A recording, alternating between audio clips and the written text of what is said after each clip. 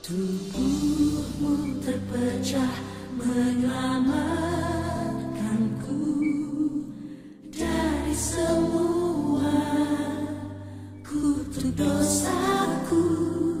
Darahmu tercurah melepaskanku dari semua kuasa kegelapan.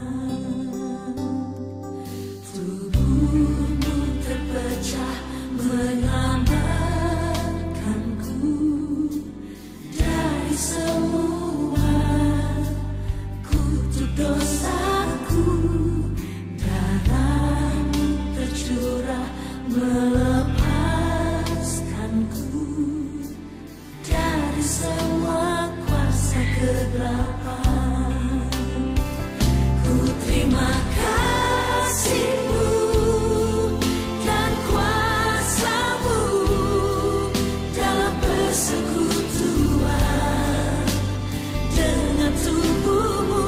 Ku terima janji-Mu, mujizat-Mu dalam perjanjian dengan darah-Mu. Itu kan semua biar nggak ini, biar nggak bebas. Kalau mau tetap ini handphonenya nih. Tubuhmu terpecah menyelamatkanku dari semua kutuk dosaku. Darahmu tercurah melepaskanku dari semua kuasa kegelapan. Ku terima kasih-Mu dan kuasa-Mu dalam persekutuan dengan tubuh-Mu. Ku terima janji-Mu, mujizat-Mu dalam perjanjian dengan darah-Mu. Baik Bapak Ibu sekalian, mari kita satu di dalam doa. Bapa kami di dalam sorga, dikuduskanlah namamu, datanglah kerajaan-Mu, jadilah kehendak-Mu di bumi seperti di sorga.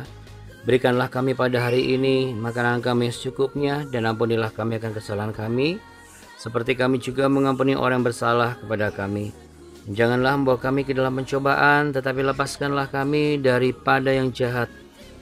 Karena Engkaulah yang mempunyai kerajaan dan kuasa dan kemuliaan kekal sampai selama-lamanya. Hanya di dalam Engkaulah kami berserah, hanya kepadamu-lah kami mengabdi, dan hanya oleh karena kuasa salib-Mu-lah kami beroleh anugerah keselamatan. Tiada yang lebih agung dan lebih utama dan lebih penting dalam kehidupan kami, terlepas apapun keadaan kami, selain daripada kami memiliki Engkau di dalam hidup kami. Kiranya damai sejahtera-Mu yang melampaui segala akal itu akan menguasai tubuh jiwa roh kami, agar kami beroleh pengertian dan kami dipenuhi oleh roh takut akan Tuhan, agar kami benar-benar melakukan apa yang mencetak Bapa di akhir zaman ini. Terima kasih Bapa, terima kasih Tuhan Yesus. Kami sambut karya salib-Mu, dan biarlah Engkau menyambut pujian penyembahan kami dan berkenan bagi hormat kemuliaan-Mu Bapa. Dalam nama Bapa, Putra, dan Roh Kudus, dalam nama Tuhan Yesus Kristus. Haleluya. Amin.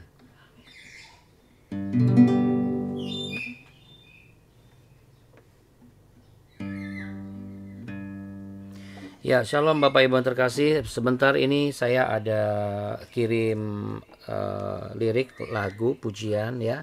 Kita mau sama-sama naikkan pujian syukur kepada Tuhan atas segala kasih dan rahmat anugerahnya. Dan ini adalah beberapa hari sebelum peristiwa besar itu terjadi ya Bapak Ibu. Mulai dari penangkapan Ya, sebelumnya ada peristiwa penting perjamuan bersama di perjamuan terakhir di Last Supper Room, dan juga sebelumnya ada diiringi oleh beberapa peristiwa yang penting. Jadi sebenarnya dari satu peristiwa penting ke peristiwa penting lainnya itu menghasilkan sebuah peristiwa yang sangat penting bagi kehidupan orang percaya, yaitu peristiwa yang membuat saudara dan saya menerima keselamatan kekal ketika kita percaya. Itu semua karena begitu besar kasih-Nya. Namun sebelum itu Bapak Ibu sekalian, kita menaikkan sebuah pujian dulu sesuai dengan makna yang akan dibahas pada pagi hari ini dan apa yang bisa kita aplikasikan dalam kehidupan kita sebelum Anda mulai melayani, sebelum Anda mulai bekerja.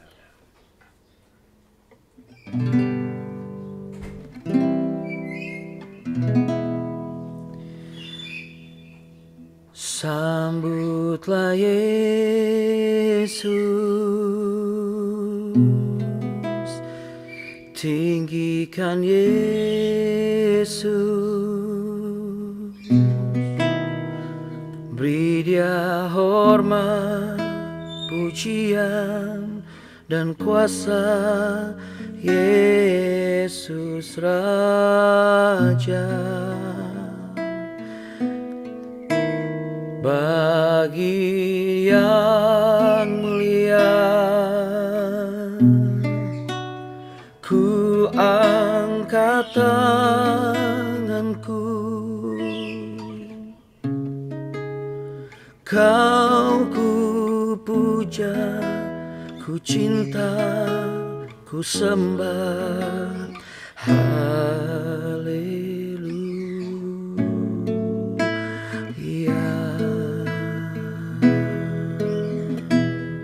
haleluya Tuhan.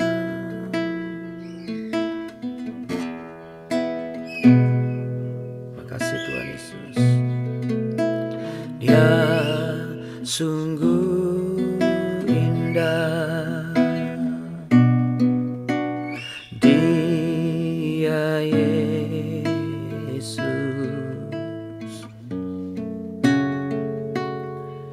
Dia ajaib, Dia mulia, Dia agung,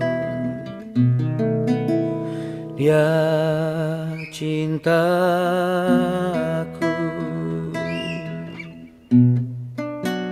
Dia ampuniku,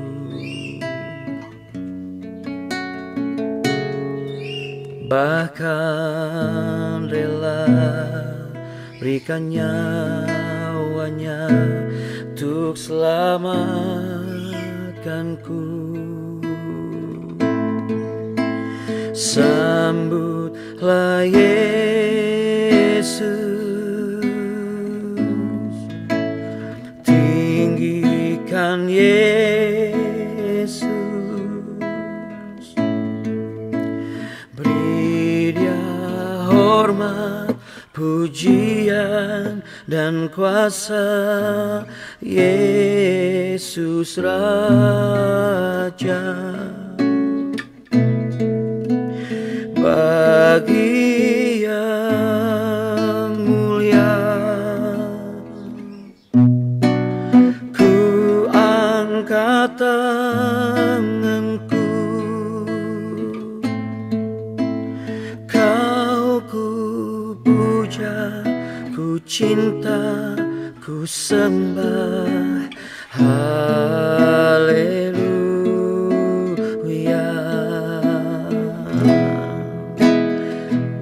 Kita mau katakan sekali lagi saudara, Dia sungguh indah, Dia Yesus, Dia ajaib, Dia mulia, Dia agung,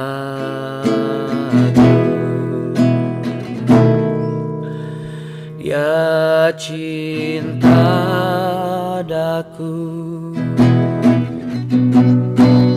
Dia ampuniku,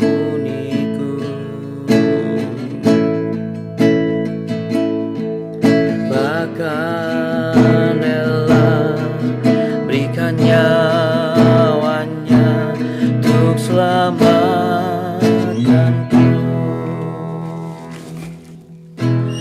Sambutlah Yesus, tinggikan Yesus, beri Dia hormat, pujian dan kuasa. Yesus Raja,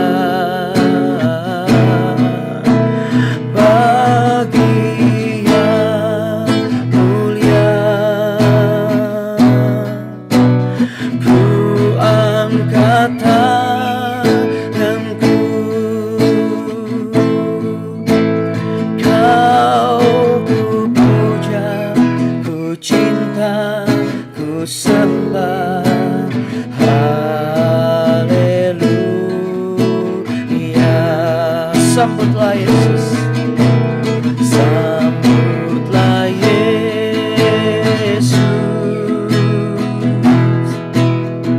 tinggikan Yesus, beri Dia hormat, pujian dan kuasa. Yesus Raja, bagi yang mulia, ku angkat tanganku, Kau ku puja, ku cinta, ku sembah.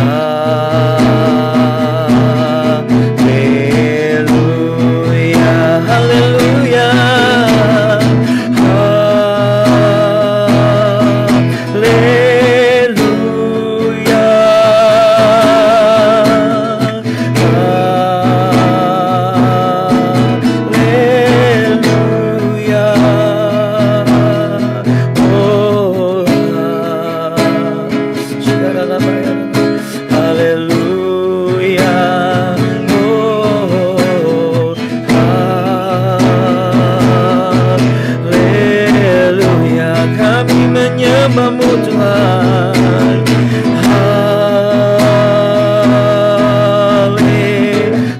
Haleluya.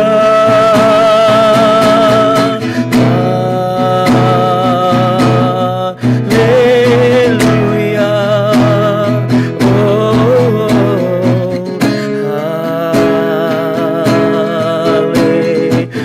Haleluya.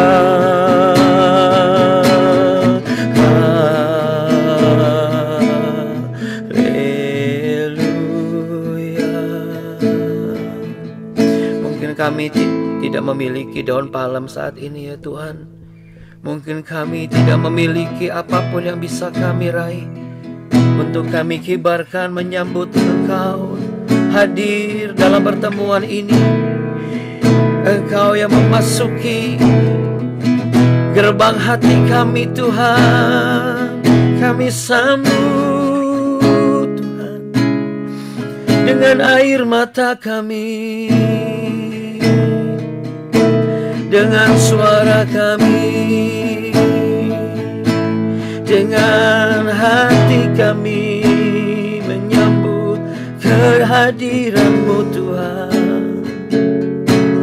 Oh, kami sambut Engkau. Haleluya. Ya Lama, ya Lama, Shalom, ya Raja. Shalom Aleichem Bekara Adonai. Sambutlah Yesus, tinggikan Yesus. Beri Dia hormat, pujian dan kuasa. Yesus Raja. Haleluya. Bagi yang mulia ku angkat tanganku. Kau ku puja, ku cinta, ku sembah. Kau ku puja, ku cinta, ku sembah. Kau ku puja, ku cinta, ku sembah.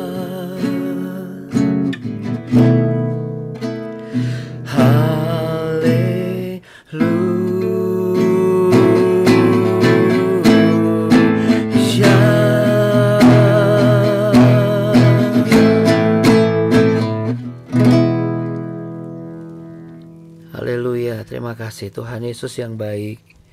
Bapa Surgawi, terima kasih untuk hadirat-Mu Tuhan. Kami nggak punya apapun selain air mata kami menyambut Engkau. Kami izinkan Engkau masuk dalam gerbang hati kami, membuat kami yang bodoh ini menjadi mengerti. Kami nggak boleh berlagak tahu, kami nggak boleh berlagak pintar, kami nggak boleh berlagak terlalu sok yakin karena kami sudah menjadi Kristen. Kami sudah rajin beribadah, namun kami menyadari bahwa kami sebenarnya jarang bisa mengerti firman Tuhan. Karena itu kami juga jarang untuk bisa melakukan firman Tuhan. Kami anggap firman Tuhan seakan-akan seperti sesuatu yang begitu sulit dan ini gak mudah. Tetapi kami mau belajar saat ini, mulai seperti Engkau. Bagaimana Engkau merendahkan dirimu ya Bapa. Kami mau belajar merendahkan diri kami. Kami mau belajar untuk menyenangkan hati-Mu ya Bapa.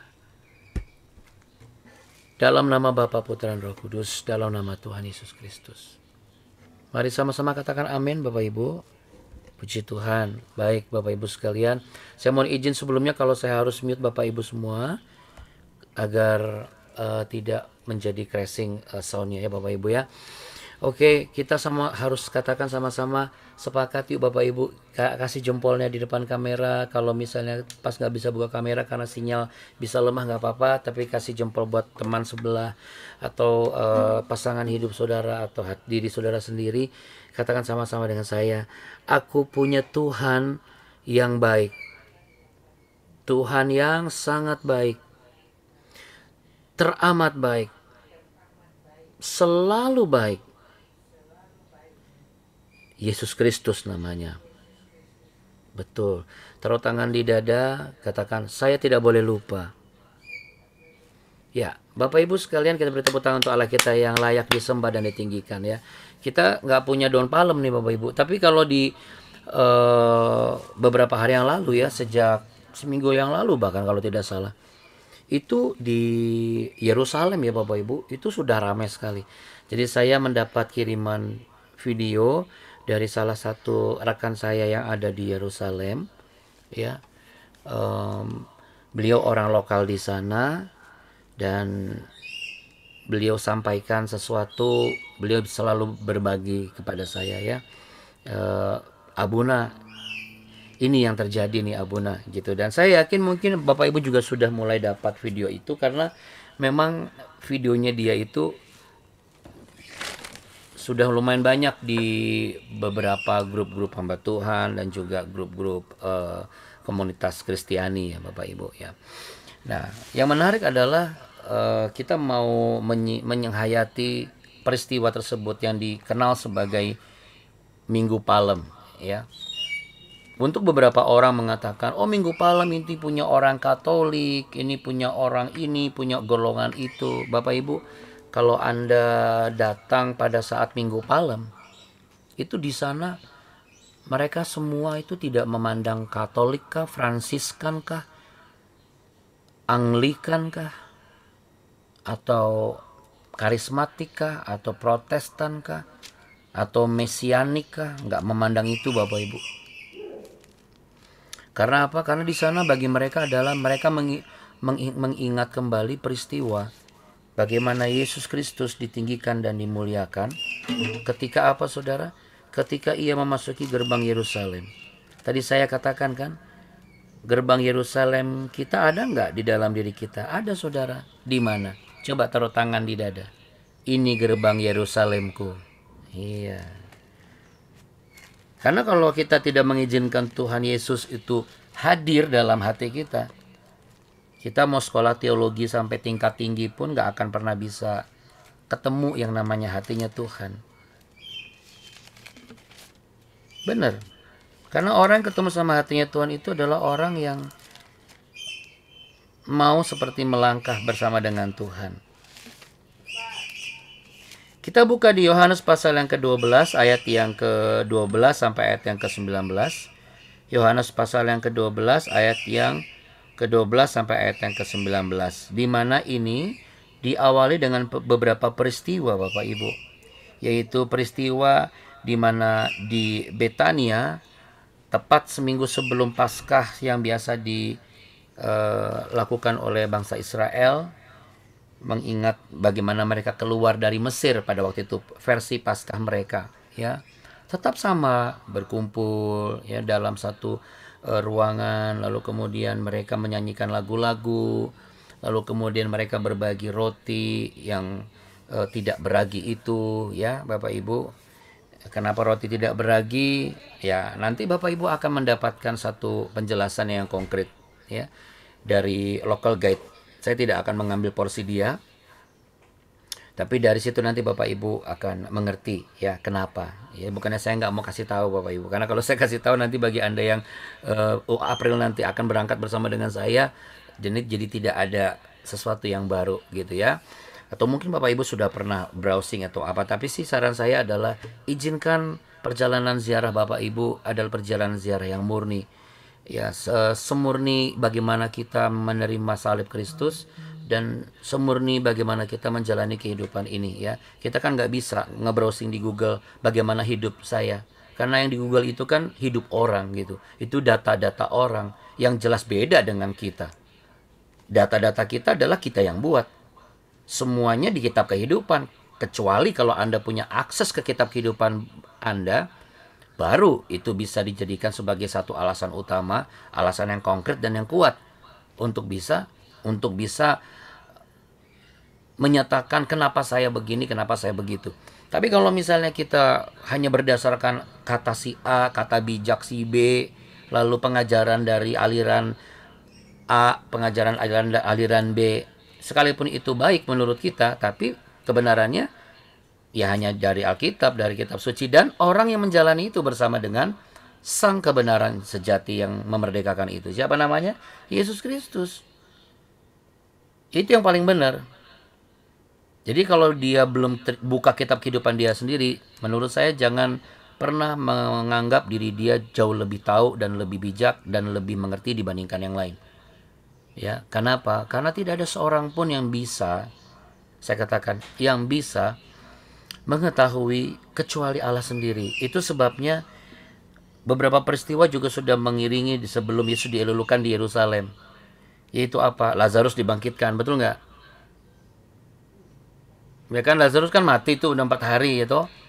Nah, dibangkitkan dia. Nah, sekarang kita baca dulu nih Yesus nih. Kalau nggak kebaca-baca kita nih ya. Karena Bapak Ibu jam 5 kan mau berangkat kerja. Oke, Yesus dielulukan di Yerusalem. Demikian ada tertulis sebuah kebenaran ya. Keesokan harinya ketika orang banyak yang datang merayakan pesta mendengar bahwa Yesus sedang di tengah jalan menuju ke Yerusalem, mereka mengambil daun-daun palem dan pergi menyongsong dia sambil berseru-seru, "Hosana, diberkatilah dia yang datang dalam nama Tuhan, Raja Israel." Yesus menemukan seekor keledai muda, lalu ia naik ke atasnya seperti ada tertulis, "Jangan takut hai putri Sion, lihatlah rajamu datang, duduk di atas seekor anak keledai." Mula-mula murid-murid Yesus tidak mengerti akan hal itu, tetapi sesudah Yesus dimuliakan, teringatlah mereka bahwa nas itu mengenai dia, dan bahwa mereka telah melakukannya juga untuk dia. Orang banyak yang bersama-sama dengan dia ketika ia memanggil Lazarus keluar dari kubur dan membangkitkannya dari antara orang mati, memberi kesaksian tentang dia. Ya, saya ulangi sekali lagi Bapak Ibu, ayat 17 ini. Orang banyak yang bersama-sama dengan dia ketika ia memanggil Lazarus keluar dari kubur dan membangkitkannya dari antara orang mati, memberi kesaksian tentang dia. Sebab itu orang banyak itu pergi menyongsong dia, karena mereka mendengar bahwa ia yang membuat mujizat itu. Maka kata orang-orang Farisi seorang kepada yang lain, "Kamu lihat sendiri bahwa kamu sama sekali tidak berhasil. Lihatlah, seluruh dunia datang mengikuti dia." Ini perkataan apa? Nggak berhasil. Ini bukan perkataan kepada Yesus ya Bapak Ibu. Ini perkataan orang Farisi kepada teman-temannya sesama Farisi. Kenapa? Karena mereka tuh sebelumnya mau bersepakat membunuh Lazarus yang sudah dibangkitkan oleh Yesus supaya kelihatannya bohong. Itu yang pertama. Dan yang menarik lagi, sebelumnya mereka juga mau membunuh Yesus sebelum Yesus ke Betania. Sebelum Yesus itu diurapi kakinya oleh Maria, disaksikan oleh Marta, di rumahnya Lazarus, dan disaksikan juga oleh Yudas. Apa yang menjadi refleksi kita pada pagi hari ini? Kan tadi saya bilang, gerbang Yerusalem itu apa sih? Untuk kehidupan orang percaya, ya hati kita, hati saya. Sekarang begini Bapak Ibu, kenapa harus ada keledai muda? Kenapa bukan keledai tua? Ada yang bilang, ya kalau tua nanti nggak kuat Abuna. Kalau tua bawaannya bentar ditunggangin, tidur nanti di jalan. Jangankan tua, anak saya aja kalau di jalan tidur kok. Saya juga kalau capek di jalan ya tidur. Keledai muda itu bicara mengenai karakter Bapak Ibu. Memang kerasnya karakter muda ya, itu bukan berdasarkan usianya Bapak Ibu. Karena kedewasaan seseorang bukan berdasarkan dari wajah ataupun dari pencapaiannya, tetapi kedewasannya adalah mampu nggak dia merendah dan mau nggak dia menunduk. Ya sama seperti Kristus.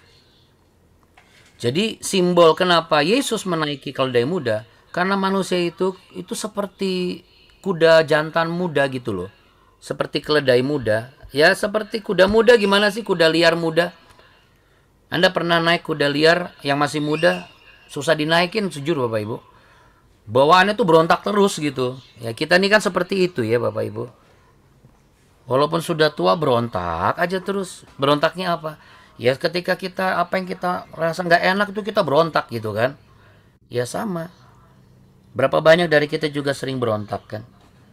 Padahal Tuhan izinkan. Makanya kemarin kan kita puji Tuhan tuh belajar dari Yosua. Ternyata kenapa sih orang pilihan Tuhan suku Yehuda itu dikasih batasan ini, batasan itu. Dari mulai utara ke selatan, naik turun gunung dan segala macam. Supaya apa? Supaya orang pilihan Allah tuh belajar. Kita ini kan pilihan Allah, belajar apa Bapak Ibu? Betul sekali, yang kemarin sempat ikut pasti tahu. Kita tuh harus tahu batasannya gitu. Jangan mentang-mentang sekonyong-konyong kita sudah mencapai ini, kita sudah di usia segini, atau kita sudah mendapatkan ini, lalu seakan-akan kita merasa bahwa ini belum batasan saya. Belum tentu. Kadang-kadang kita juga harus diizinkan Tuhan untuk hormati apa yang sudah saya putuskan, dan ini batasan kamu. Kalau batasannya itu adalah sampai di titik di mana ya udah mau nggak mau saya jalani, ya itulah batasan kita. Jangan pernah keluar dari situ. Sekalipun itu tuh sesak sekali rasanya. Sekalipun itu rasanya tuh enak banget gitu. Atau misalnya capek, baik sakit yang nggak sembuh-sembuh, masalah rumah tangga yang nggak kelar-kelar, atau misalnya pelayanan yang nggak naik-naik jabatan, atau pekerjaan yang juga nggak naik-naik gaji. Sementara kita mengaca kepada diri sendiri, misalnya kita menilai, banyak yang sudah saya lakukan. Tapi bagaimana jikalau Tuhan sendiri bilang itu belum cukup? Kita nggak boleh semaunya sendiri. Makanya anak-anak muda itu kan seakan-akan, kenapa sih anak muda? Wajar lah anak muda itu. Dia lagi cari jati diri. Saya selalu ngomong kok kepada orang tua ya, kepada anak-anak muda. Ya saya pernah muda dan saya memang belum setua itu. Tapi saya sudah menjadi orang tua. Menurut saya sudah cukup untuk bisa berbagi pengalaman dari versi saya gitu ya. Bahwa kita ini sebenarnya nggak perlu cari jati diri kok. Itu hanya karakter kita yang masih belum ditunggangi sama Yesus. Makanya kemarin di Yosua pasal 4:15 itu menarik sekali. Ketika Aksa nggak minta ganti tanah tandusnya. Tapi dia minta apa Bapak Ibu sekalian terkasih? Betul, dia minta apa? Mata air kan?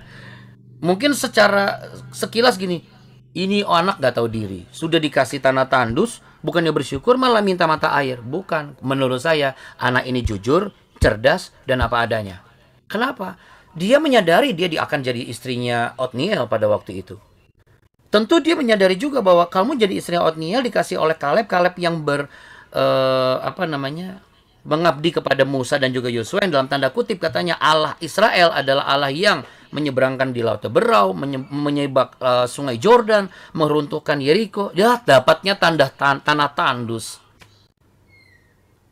Jadi Aksa ini bukan protes, tetapi dia sedang minta, tolong kasih saya tanah yang sebelah sana ada mata airnya. Kenapa? Saya butuh solusi. Jadi dia sudah memikirkan, dia terima tanah tandusnya, tapi saya butuh solusinya. Nah, beda kan? Kalau kita kan begitu kena tandus, kita ganti tandusnya. Ketemu pasangan yang nggak enak, yang tandus, udah saya pengen ganti deh. Kalau nggak saya buang deh pasangan saya. Ini anak saya nih kayak tandus banget nih, nggak bikin saya bangga. Udah nanti kita bikin lagi deh anak. Kalau Tuhan kasih nanti habis itu yang ini nggak usah, kita anggap aja deh. Bahkan kita seringkali memberikan benih-benih yang membuat dia tandus kan. Dibilang anak nggak bener lah, dibilang anak yang nggak bikin hoki lah, suwek lah dan segala macam. Atau misalnya karyawan juga sama, ini karyawan ini nggak benar. Atau pimpinan juga sama, ini kacau banget ini, lalu ganti. Apakah benar? Ya tidak 100% benar. Kalau memang orangnya yang memang bermasalah, ya harus pindah. Solusinya siapa? Pindah. Tapi kalau memang bagaimana jikalau? Ini yang saya mau. Bagaimana jikalau Tuhan nggak izinkan pindah? Bagaimana jikalau Tuhan tidak izinkan Anda sesuai dengan apa yang Anda mau? Kalau kita tidak mengerti tentang batasan dan menghormati apa yang Tuhan sudah berikan sebagai jalurnya, kita pasti akan ngotot. Tuhan, ini tandus banget kehidupan saya. Dia akan tinggalkan Yesus. Padahal yang dia butuhkan itu justru Yesus. Cuma masalah dia itu masih apa? Masih sebagai seorang yang berkarakter keledai muda, belum ditunggangi oleh Yesus. Karena apa? Karena mungkin gerbang hatinya masih tertutup. Dia ikut ibadah betul, dia ikut pelayanan betul, tapi gerbang hatinya bagaimana? Kan itu persoalannya. Padahal kalau kita tilik, coba kita lihat dari kehidupan kita yang lama. Apa bedanya kita sama Lazarus sih? Apa bedanya kita juga sama ketiga orang ini, Maria, Marta, dan juga Yudas? Yang pertama Lazarus. Orang mati 4 hari udah pasti busuk, Bapak Ibu. Siapa sih yang gak busuk hidup kita ini? Gak ada. Semuanya bau busuk. Makanya dibutuhkan Yesus yang bangkit di dalam hati dan hidup seseorang supaya dia bangkit dari kebusukannya. Lalu yang kedua, siapa sih di antara kita ini yang gak seperti Marta? Jujur saja, kita sering dan kita suka berkegiatan kerohanian. Tapi tanpa kita sadari kita jarang mau untuk dengar nasihat. Jarang mau dengar firman Tuhan. Karena kita menganggap apa? Udah ngerti lah saya ini. Gak usah ngomong firman Tuhan lah. Bapak Ibu, itu sama seperti keledai muda yang gak mau ditunggangin Yesus. Itu sama seperti halnya tanah tandus yang gak mau ada mata air. Padahal mata air adalah, di Yohanes dikatakan apa kemarin? Akulah sumber air itu. Jikalau engkau mengizinkan aku ada di dia, engkau datang kepada aku, kamu tidak haus lagi. Berarti kan solusinya ada di mata air itu kan.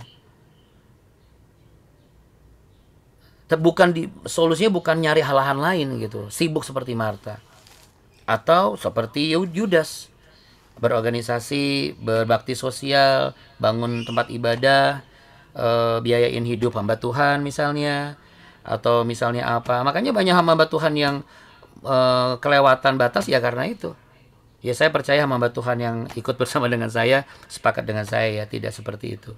Di luar sana kita jujur saja banyak oknum yang dalam tanda kutip memanfaatkan orang, mengatasnamakan pendeta, lalu akhirnya meres-meres sudah kayak preman di jalanan. Saya mengatakan ini dengan berani, ya karena saya tahu saya benar dan ada yang salah. Yang benar itu adalah hamba Tuhan melayani umat, bukan meres-meres umat gitu loh. Nah, jadi Bapak Ibu sekalian terkasih, ini yang menjadi persoalannya. Kenapa? Karena belum tentu yang namanya Yerusalem sebagai kota suci, yang namanya hamba Tuhan sebagai pendeta dalam tanda kutip orang suci, yang namanya suami yang rajin pelayanan dalam tanda kutip suami suci, yang namanya istri yang rajin berorganisasi, berbakti sosial dalam tanda kutip istri suci, belum tentu dia membuka hatinya untuk Yesus. Karena apa? Di dalam pojok gerbang itu ada karakter keledai muda. Begitu banyak pemberontakan di dalam diri kita dengan mengatakan, dulu saya dibully Tuhan, saya nggak suka saya diperlakukan begini, dulu saya dikecewakan, dulu saya dikhianati, dulu saya. Makanya Paulus kan bilang, yang lama itu sudah berlalu. Kalau berlalu itu yang nggak bisa dijadikan sebagai patokan, nggak ada ceritanya. Ya sekarang tinggal dua persoalannya. Anda mau jalani dengan batasan yang Tuhan izinkan atau tidak, itu saja kok. Kalau Anda tidak mau jalani, berarti Anda tidak mau terima Yesus sebagai solusinya. Ya tandus terus. Itu resikonya. Tapi kalau Anda mau jalani, sekalipun itu seakan-akan ke daging kita mengatakan, tandus banget ya Tuhan, capek loh sakit ini gak sembuh-sembuh. Capek loh ditanyakan, kapan punya anak, kapan punya cucu, kapan punya buyut, kapan punya ini. Kapan naik jabatan, kapan. Sampai ada lagu, kapan. Aduh. Solusinya adalah apa? Kita harus menjadi pribadi yang membuka hati kita dan mengakui, saya keledai muda itu Tuhan. Saya orang-orang yang angkat palem, Abuna. Saya lebih memilih keledai muda daripada angkat palem. Jujur, kenapa Abuna? Jawabannya besok Bapak Ibu. Karena hari ini Bapak Ibu sudah mau kerja. Nanti terlambat Bapak Ibu. Jawabannya besok ya. Benar, saya lebih pilih jadi keledai mudanya. Daripada orang-orang di pinggir yang ngangkat daun palem. Haleluya misalnya. Ya kalau disuruh milih, saya pilih jadi keledai muda. Disuruh milih antara Yudas, antara Marta, ya saya pilih Maria. Katakanlah Yudas kita sudah tahu dia berkhianat, tapi kan dia juga orang yang dalam tanda kutip suka bersosialisasi walaupun dia ambil catut juga berapa persen dari uang gereja gitu ya. Marta rajin, sibuk dia. Ya tapi sibuk gak pernah memperhatikan kehidupannya sendiri. Tapi Maria, dia berikan yang apa pada dia. Dia cuma punya air mata, dia cuma punya rambutnya, artinya apa? Kehormatannya Bukankah ini juga yang dilakukan oleh Yesus, Bapak Ibu? Mari katakan sama-sama dengan saya sambil letakkan tangan di dada. Engkau yang mulia turun ke dunia, rela menjadi hina. Aku harus mengerti tentang hal ini. Inilah hatiku ya Tuhan Yesus. Inilah gerbang Yerusalemku. Aku izinkan Engkau untuk menguasai hatiku. Sebelum aku bekerja, sebelum aku melayani, sebelum aku beraktivitas, aku izinkan Engkau untuk menguasaiku. Ampunilah mulutku, jikalau mulutku masih suka berontak. Ampunilah hatiku juga, jikalau hatiku juga masih suka berontak. Ampunilah pikiranku, jikalau pikiranku pun juga masih suka berontak. Ini bukan tentang kutuk turunan, ini bukan tentang adat istiadat, ini bukan tentang keturunan siapa. Tetapi memang kami ini seperti keledai-keledai muda yang suka berontak. Tetapi kami di hadapan-Mu saat ini mau menerima kebenaran. Kalau kami berpuasa hari ini, bukan hanya sekedar menahan lapar dan haus, tetapi kami berpuasa karena kami mau mengosongkan diri kami dan mengizinkan dan mau belajar jujur. Kami kurang cukup merendah di hadapan Tuhan. Kami kurang cukup merendah di hadapan manusia. Ampuni kami Tuhan. Dan kami buka hati kami dan tangan kami mau terima Engkau seutuhnya, sepenuhnya. Bapak, Ibu, dan juga saudara terkasih, terimalah rahmat dan hadirat kasih karunia Allah dilimpahkan atasmu dari yang maha tinggi turun ke dunia agar engkau dan saya menjadi pribadi yang menerima anugerah yang termulia. Tuhan memberkati engkau dan melindungi engkau. Tuhan menyinari engkau dengan wajahnya dan memberi engkau kasih karunia. Tuhan menghadapkan wajahnya kepadamu, memberimu perlindungan, kekuatan, damai, sejahtera, memberikan berkat yang sudah dijanjikan dari Allah Abraham, Ishak, dan Yakub hingga keturunan-keturunanmu kemudian. Diberkatilah pekerjaanmu, diberkatilah sandang pangan papanmu, diberkatilah usahamu. Kemana engkau pergi, dari mana engkau datang, engkau diberkati Tuhan. Engkau menjadi kepala, engkau semakin naik, dan engkau bersama dengan Yesus Kristus yang menyertai sampai Ia datang kali yang kedua. Maranatha. Dalam nama Bapa, Putra, dan Roh Kudus. Dalam nama Tuhan Yesus Kristus. Mari sama-sama katakan amin. Amin. Puji Tuhan Bapak, tepuk tangan yuk sama-sama buat Allah kita yang hebat dan luar biasa. Kita tutup dengan pujian ya.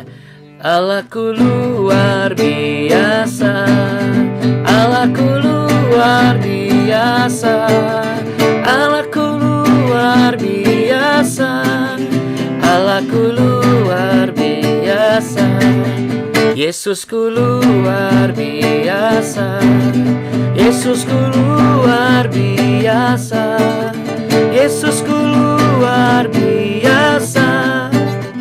Kita semua luar biasa. Amin. Amin. Ya luar biasa Bapak Ibu, bangun jam berapa subuh ini? Mandi jam berapa? Luar biasa. Makasih ya sudah nemani saya mandi pagi. Oke Bapak Ibu sekalian, sampai jumpa besok pagi lagi, oke? Karena besok habis itu ada peristiwa lagi dan kita akan masuk ke dalam Jumat Agung ya. Saya percaya di tempat Bapak Ibu biasa melayani dan juga Bapak Ibu menggembalakan ataupun juga Bapak Ibu beribadah, pasti ada jadwalnya khusus ya, ada jadwal tertentu. Tapi kalau Bapak Ibu juga mau nambahkan nih dengan apa yang Tuhan taruh di BW ini, karena ini BW tidak dipengaruhi oleh doktrin apapun, kita semua hanya terkumpul sebagai satu dalam Kristus. Kita melakukan apa yang Tuhan taruh. Supaya apa? Pelayanan Bapak Ibu maksimal, pekerjaan Bapak Ibu juga maksimal ya. Jadi Bapak Ibu sudah dapat jawaban daripada hidup Bapak Ibu. Nah, jadi kita nih masih puasa nih ceritanya. Jadi nanti kalau misalnya Abuna mau buka jam berapa? Saya nggak tahu buka jam berapa terus sama Bapak Ibu ya. Saya mau coba push limit saya gitu. Tapi nggak maksa lah pastinya ya. Dan saya buka dengan cara apa Abuna? Saya mau baca di Mazmur 113 Bapak Ibu. Jadi kalau Bapak Ibu mau berkenan, nanti kalau pas buka puasa baca Mazmur 113. Ingat ya Bapak Ibu. Saya lihat di sini ada beberapa chat nih sebenarnya. Ya. Eh, jadi ya, jadi terima kasih buat semua tanggapannya luar biasa ya. Terima kasih banyak untuk semua tanggapan-tanggapannya. Karena memang kejujuran itu yang paling penting. Saya betul sekali kejujuran paling penting. Biarkan itu semua berjalan sebagaimana mestinya. Ya, karena saya tahu pasti bahwa kita semua memiliki alasan untuk kita memberikan tanggapan. Saya terima, tapi yang pasti kalau Bapak Ibu ada pokok doa, Bapak Ibu bisa chat langsung dengan saya. Ya, Bapak Ibu, sekali lagi Bapak Ibu bisa chat langsung dengan saya. Nanti saya akan taruh dalam doa. Terima kasih untuk tanggapan-tanggapannya di sini dari beberapa orang yang sudah menuliskan. Ya, puji nama Tuhan. Baik Bapak Ibu yang terkasih, kiranya kasih anugerah Tuhan senantiasa tinggal dalam kehidupan dan hati Bapak Ibu senantiasa. Dan kita jumpa lagi besok. Besok kita akan bahas berikutnya lagi, masih tetap dalam puasa menyambut Jumat Agung, ya, yang dikatakan sebagai pekan suci. Tuhan berkati Bapak Ibu, selamat bekerja, selamat istirahat, dan selamat melayani. Terima kasih Abuna. Sama-sama, Tuhan Yesus memberkati. Terima kasih juga buat Terima kasih Budi Abuna. yang sudah bantu ya, dan juga buat yang lainnya. Bu Duma terima kasih pagi-pagi. Terima kasih Abuna. Ya, Bu Nancy, Bu Joshua terima kasih banyak. Tuhan berkati berkelimpahan. Salam buat menantu ya, dan juga buat anaknya, buat Bapak Ibu semua yang pastinya tidak bisa sebut satu persatu. Terima kasih yang buat yang mau berangkat bersama dengan saya di April, jaga kesehatan. Ya, kita jumpa lagi besok. God bless Bapak Ibu. Shalom. Halo, selamat pagi Pak Buna. Selamat pagi, sehat selalu. Kasih Abuna. Sama-sama Bu. Saya izin leave ya Bapak Ibu. Oke, bye. Sugeng dalu, horas maju jua. Bye.